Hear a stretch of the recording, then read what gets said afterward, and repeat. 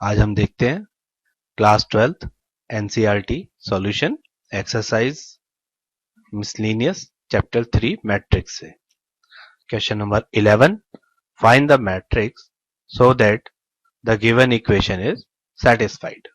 तो आपको यहां पर एक्स मैट्रिक्स फाइंड करनी है। तो पहले मैट्रिक्स का ऑर्डर देख लेते हैं क्या होगा।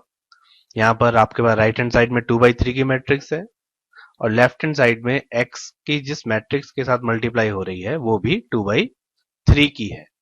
इट मींस हमें ये चेक करना है कि x का ऑर्डर अब क्या होगा। तो मैट्रिक्स मल्टीप्लिकेशन के रूल फॉलो करते हैं। मैट्रिक्स मल्टीप्लिकेशन में कहते हैं कि यहां पर जो x है उसके कॉलम और जिससे मल्टीप्लाई हो रही है उसके रो यहां पर सेम होने चाहिए। तो क्योंकि जो गिवन मैट्रिक्स है उसका ऑर्डर 2/3 है, यानी कि इसमें 2 रोज हैं, तो x में 2 कॉलम होने चाहिए। तो हमें कॉलम्स मिल गए x के। अब हम देखते हैं रो कितनी होनी चाहिए। अब हम जब मल्टीप्लिकेशन करते हैं तो ये एलिमिनेट हो जाएंगे और 2/3 यानी कि x का रो और जो मल्टीप्लाई हो रही है मैट्रिक्स उसका कॉलम रिजल्ट मैट्रिक्स में आएगा। तो यहाँ पर रिजल्ट मैट्रिक्स में 3 तो आ रहा है कॉलम में और रो आ रही है 2। इट मीन्स x मैट्रिक्स की रो भी कितनी होनी चाहिए 2, ताकि ये 2/3 की रिजल्टेंट मैट्रिक्स बन पाए। तो हमें x मैट्रिक्स मिल गई है जिसका ऑर्डर 2/2 है, यानी कि यहाँ पर 4 एलिमेंट्स होंगे। तो हमने एक x मैट्रिक्स मान ली अपनी जिसमें 4 एलिमेंट है, ए बी सी डी उनको नाम दे दिया है। अब यहां पर मल्टीप्लाई करेंगे इनका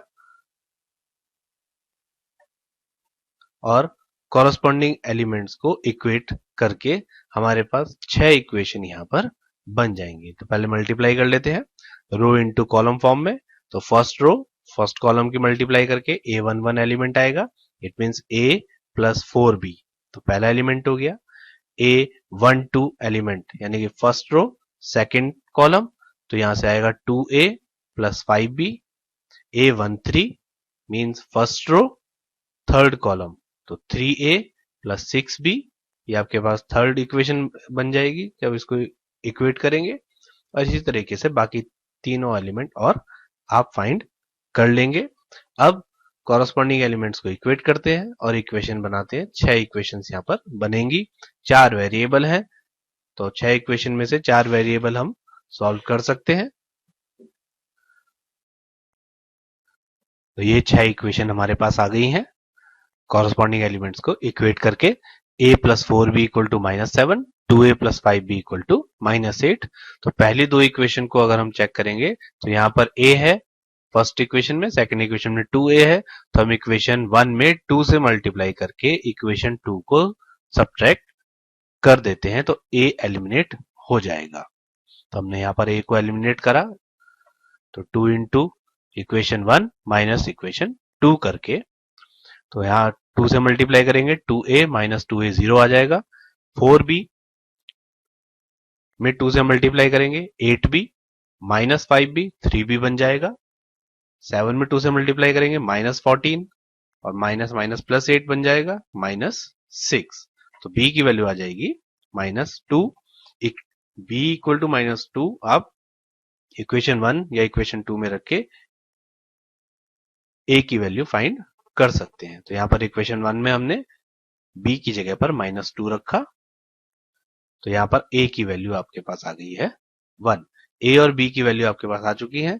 आप इक्वेशन थर्ड में इसको रख के आप चेक कर सकते हैं, वेरीफाई कर सकते हैं कि a और b की वैल्यू सही है। अब देखते हैं c और d के लिए इक्वेशन 4 और इक्वेशन 5 को। तो यहाँ इक्वेशन 5 में 2c है और इक्वेशन 4 में c है। तो हम क्या करें, इक्वेशन 4 में 2 से मल्टीप्लाई कर दें और फिर इक्वेशन 5 को सब्ट्रैक्ट कर देते हैं।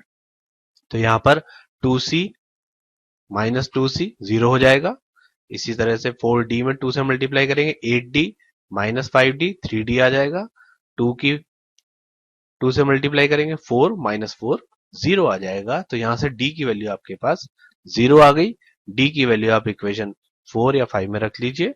तो 4 में रखेंगे तो d की वैल्यू की जगह 0 रखने पर c इक्वल टू 2 आ जाएगा। तो इस तरह आपके पास चारों वेरिएबल आ गए a b c d। तो हमारे पास रिक्वायर्ड मैट्रिक्स आ गई है 1 -2 2 0। नेक्स्ट क्वेश्चन की तरफ चलते हैं। क्वेश्चन नंबर 12, ये फर्स्ट पार्ट है। If A and B are square matrices of the same order such that A B equal to B A, then prove by induction that A B raise to the power n equal to B raise to the power n into A. तो यहाँ पर power n आ रही है, तो हम इस question को induction method से करेंगे, प्रिंसिपल ऑफ मैथमेटिकल इंडक्शन। तो उसके लिए हम क्या करते हैं, इसको स्टेटमेंट मान लेंगे, P n equal to A B raise to the power n equal to B raise to the power n into A. तो पहले n इक्वल टू 1 के लिए देखते हैं। n इक्वल टू 1 रखेंगे तो इधर आएगा लेफ्ट हैंड साइड में ए बी और राइट हैंड साइड में आएगा बी ए। लेकिन हमें गिवन है ए B A and B are square matrices of the same order such that A B equal to B A. तो यहां से ए बी और बी ए इक्वल है, इट मींस ये जो हमने 1 के लिए देखा इसको, तो ये ट्रू है। The result is true for n equal to 1। अब नेक्स्ट स्टेप की तरफ चलते हैं। Let it be true for n equal to k। तो जहां जहां n लिखा है वहां पर k लिख देंगे और इसको इक्वेशन 1 बना देंगे। तो ये वैल्यू अब हमारे लिए ट्रू हो गई है, a into b raise to the power k equal to B raise to the power k into a। This is true. Now we have to check the result for n equal to k plus 1। तो हम left hand side में n की जगह पर k plus 1 रखते हैं, तो a into b raise to the power k plus 1 बन जाएगा। k प्लस 1 को हम दो पार्ट में डिवाइड कर दिया, a into b raise to the power k into b। यहां पर इक्वेशन 1 से हमारे पास a into b raise to the power k कितना बन जाएगा, b raise to the power k into a। तो इसकी जगह वैल्यू आपने सब्स्टिट्यूट कर दी है। इसके बाद एसोसिएटिव प्रॉपर्टी लगाएंगे तो ये ए बी साथ में आ जाएंगे आपके पास। ए बी और बी ए इक्वल है, ये हमें गिवन है, तो हमने इस ए बी की जगह पर बी ए लिख दिया।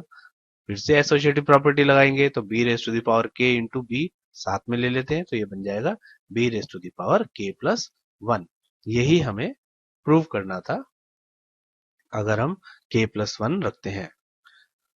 तो thus the result is true for n equal to k plus 1. Hence the statement is true for all n belongs to n. Next part की तरफ चलते हैं। Question number 2, prove that a b की whole power n equal to a raise to the power n into b raise to the power n for all n belongs to n। यहां पर भी हम induction method का use करेंगे।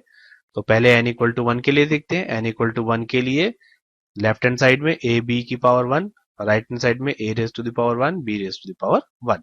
तो ये दोनों इक्वल आ रहे हैं, it means the result is true for n equal to 1। Then the result let it be true for n equal to k।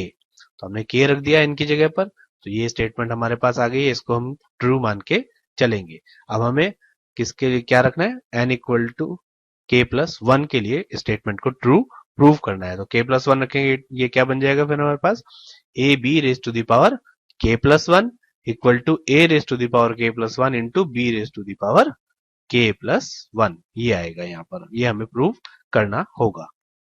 तो लेफ्ट हैंड साइड लेके चलते हैं, ए बी की होल पावर k प्लस 1 इसको लेके चलते हैं। A b की power k into a b हमने इसको लिख दिया है, ए बी की होल पावर k इक्वेशन 2 से देखोगे तो a की पावर k इंटू बी की पावर k आ जाएगा। इसकी जगह पर हमने ये वैल्यू सब्स्टिट्यूट कर दी। फिर एसोसिएटिव लॉ लगा दिया है हमने, तो b raise to the power k into b को एक साथ लिख लिया है। ये हमने फर्स्ट पार्ट में प्रूव करा था, तो b raise to the power k into a किसके इक्वल हो गया है, a into b raise to the power k के। ये हमने फर्स्ट पार्ट में देखा था। फिर से एसोसिएटिव प्रॉपर्टी लगा दी है, तो a raise to the power k a के साथ आ जाएगा और b raise to the power k b के साथ आ जाएगा। तो ये बन जाएगा a raise to the power k plus 1 into b raise to the power k plus 1। Hence the result is true for n equal to k plus 1. Thus by principle of mathematical induction the result is true for all n belongs to natural number. Next question की तरफ चलते हैं। Question number 13, choose the correct answer in the following question. तो यहाँ पर एक matrix A दी हुई है और आपको दिया हुआ है, गिवन है कि a square equal to i। ये आपको गिवन है, इसका यूज करना है। तब आपको चेक करना है कि इनमें से चारों ऑप्शन में से कौन सा ऑप्शन सही है। तो ए मैट्रिक्स गिवन है, आपको इक्वेशन गिवन है, आपको सिर्फ वैल्यू सब्स्टिट्यूट करके उसको सॉल्व करना है। सॉल्व करने पर इन चारों में से कोई एक आंसर हमारे पास आ जाएगा। तो ए square means A into A. तो हमने पहले ए स्क्वायर फाइंड कर लेते हैं, ए इंटू ए कर लेते हैं। तो हमने ए इंटू ए करा रो इंटू कॉलम करके। तो फर्स्ट रो फर्स्ट कॉलम यानी कि alpha square plus beta y, first row second column यानी कि अल्फा बीटा और माइनस बीटा अल्फा, तो ये जीरो हो जाएगा। इसी तरह से second row first column alpha gamma minus alpha gamma, तो ये जीरो बन जाएगा। Second row second column means beta gamma और minus minus plus alpha square. ये आपके पास ए स्क्वायर की वैल्यू आ गई।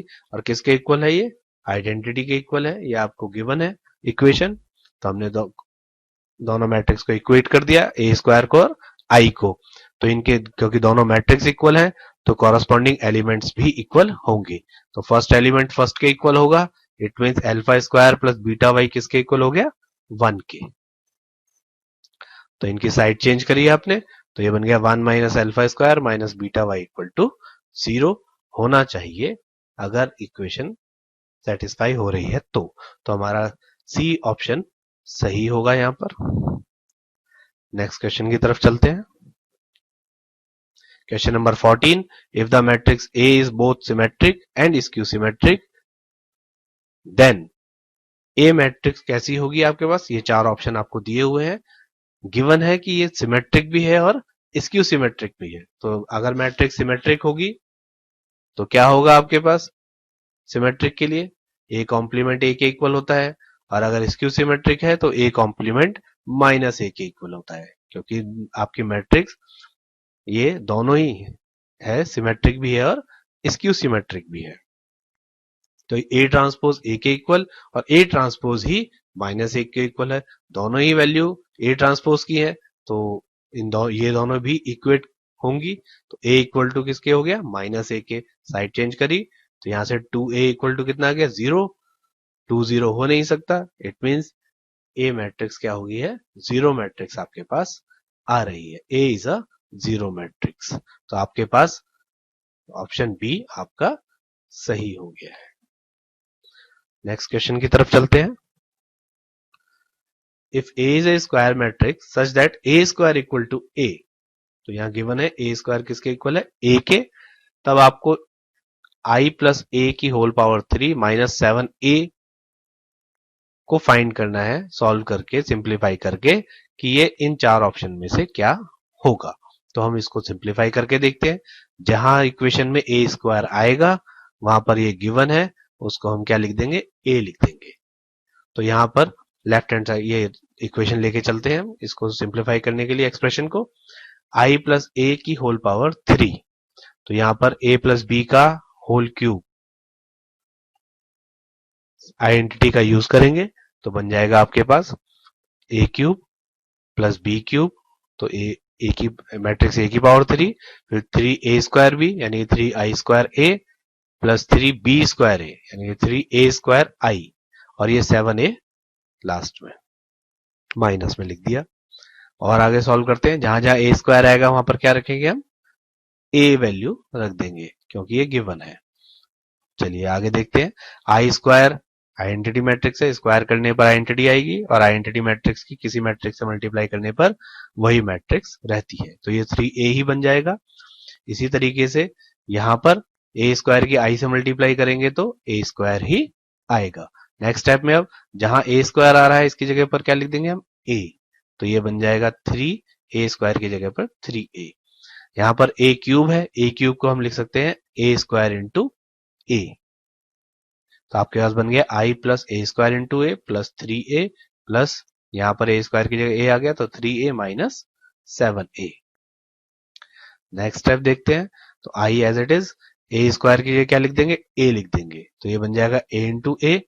यहां पर आगे 3a प्लस 3a 6a और माइनस 7a, तो कितना बचा? माइनस ए। यहां पर a into A, next step में कितना हो जाएगा? ए स्क्वायर। ए स्क्वायर अगले स्टेप में ए स्क्वायर की जगह पर ए लिख देंगे। तो आपके पास क्या बन जाएगा? ए माइनस ए कैंसिल आउट 0, तो आपके पास क्या बचा, आइडेंटिटी। यानी ये एक्सप्रेशन आपके किसके इक्वल आ गया, आइडेंटिटी के। आपका कौन सा ऑप्शन सही हो गया, C. Your C option is right. इस तरीके से यहां पर ये एक्सरसाइज खत्म होती है।